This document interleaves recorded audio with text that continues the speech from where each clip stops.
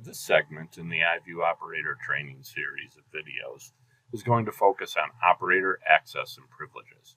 That'll feature privilege sets, operators and operator groups, change my settings, and advanced security into our iView interface.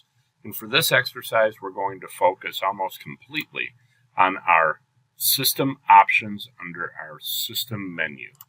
So we'll pull this up, give it a little bit more real estate on our page, and we can begin. So we want to go to operators.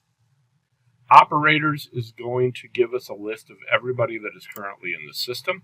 We can see each of these operators and what their privilege sets are. And if we bounce through these, you'll see the privilege sets change depending on what that person does with their role within the system. The privilege sets themselves exist here, and you can see each of the 5 existing privilege sets that we have in the system currently. If you click on them, you can see the checkboxes and what they allow each person to do within their specific privilege set. So let's say we want to add a new person to our system, and this person is only going to be responsible for scheduling within our facility. So I'm going to add, and I am going to put in scheduler. I do not want to give this person system administration privileges. I only want them to see the system tree and scheduling groups. And I want to set them up to maintain schedules and schedule group members, as well as down here at the bottom, change my settings. This allows that operator to manage their own password information. By hitting apply instead of accept, it will keep this window open for further edits. Accept will save our changes and close everything, which we don't want to do. Apply. Now we want to go to our operator, add our new operator, put in his username, and we want to change the password. There must be a password in place within iView for setup.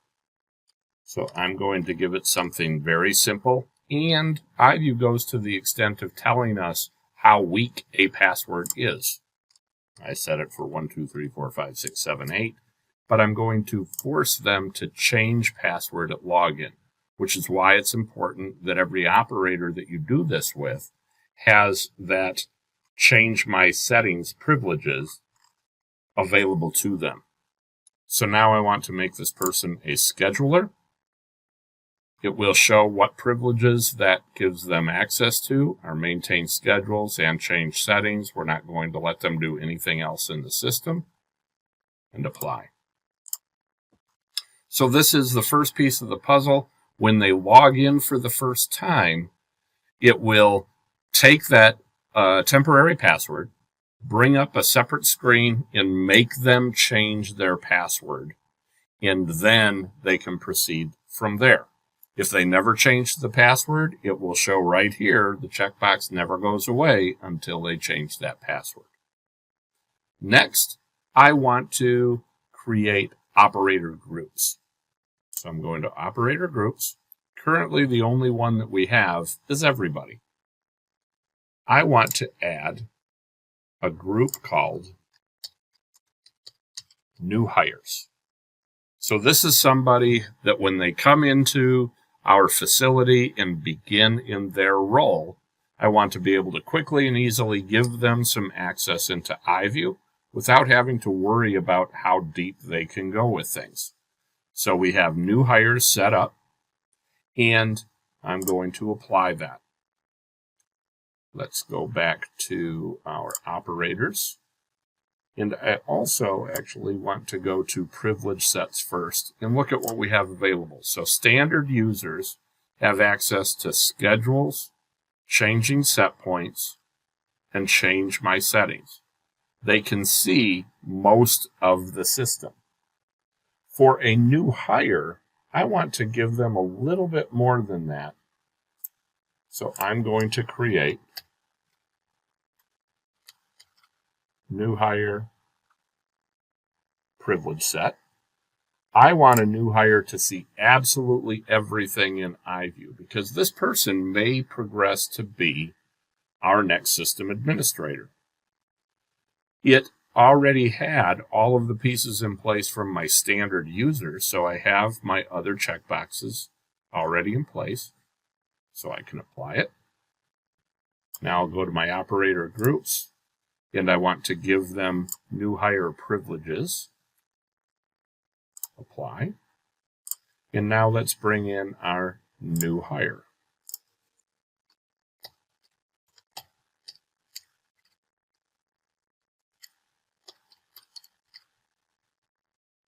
Again, we're going to set their password.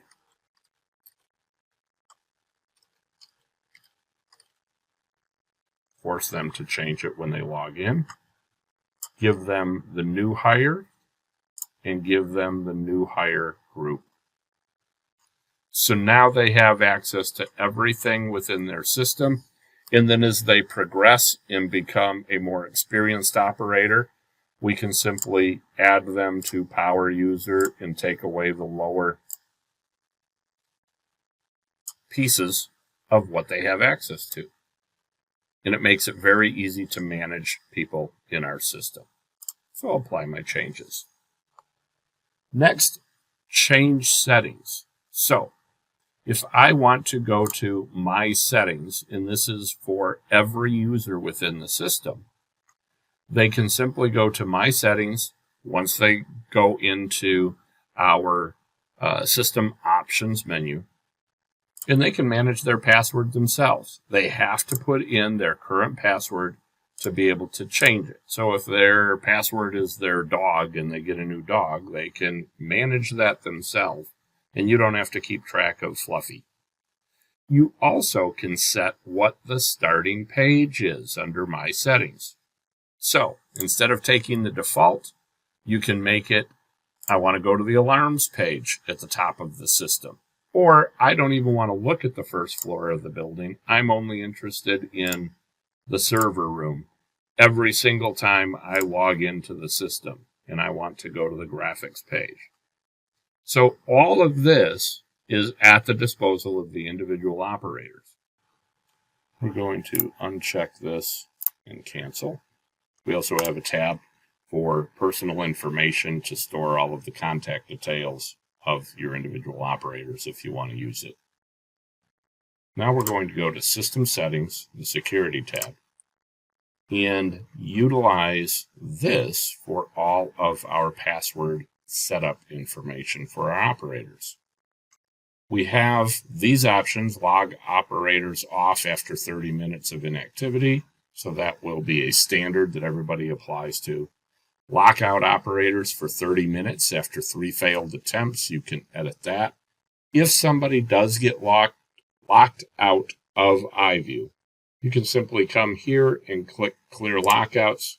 It lets us know any lockouts in the system were cleared. Click OK and proceed. Otherwise, it will reset automatically after 30 minutes if they realize they had caps lock on or something. You can turn off or turn on advanced password policy, and you can make the password as lenient or difficult as you choose. Our default is at least 8 characters of any type, but you can put in must have numbers, must have special characters, must have letters, uppercase and lowercase, however you want to get into this within the system. You can also make passwords expire if you choose to do so.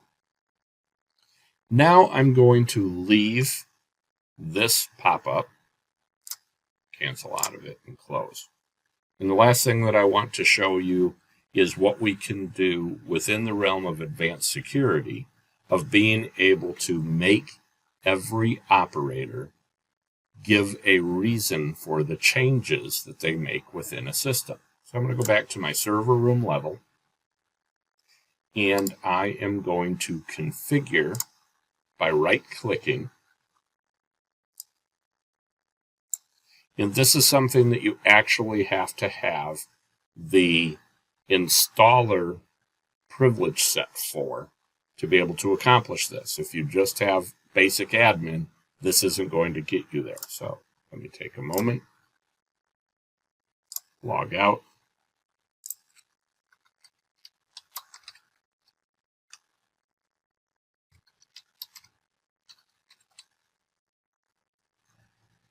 Now I'm logged in as an installer. If I go to the server room, right-click, select Configure, you notice the page is drastically different. So here's what I want to do. Require operator to record any changes to control program and when acknowledging alarms. Audit logging must be enabled. So I'm going to check this box and accept. Notice I have condensate overflow. This is left over from a previous example. I'm going to go into my properties, IO points, and I'm going to uncheck my lock and accept.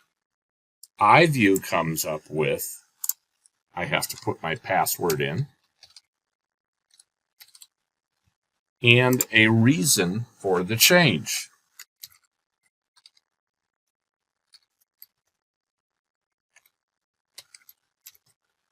And click OK. Now it let me save my change and I can continue on. This becomes important. So if anybody runs the schedule location audit log for this piece of equipment, it shows all of this information, but we also have the capability under options of checking reason.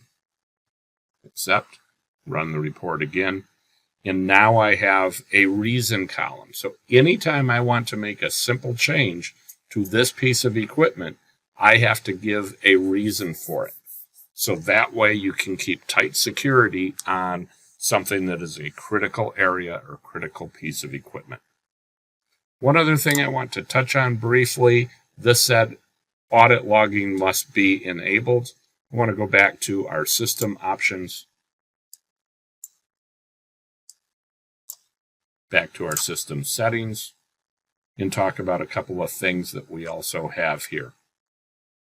Under security, here is audit log enable. So we're going to log this data. If we want to archive it, we can have it do it daily, monthly, weekly, whatever. I typically leave this at never. Log audit to database. And delete database entries older than the default is 30 days. You can make this for a year, whatever you want to do with it. Also, while we're here, scheduled tasks, automatically delete alarm incident groups, which have been closed more than 7 days. I like to turn that one on, as well as our automatically delete expired schedules. And remove expired historical trends at 2:30 a.m. every day. So these end up just keeping the iView database a little bit cleaner, and we're not going to run out of room if we get rid of older trends, and that does not affect the trend information that we want to hold in our historian. It's only the expired information in the historian. So if we set the historian for, apply trends, keep trends for 30 days. So every 30 days, if we get to 31 days, we're going to delete that additional data. Just some configuration information to keep your system running clean. Thank you.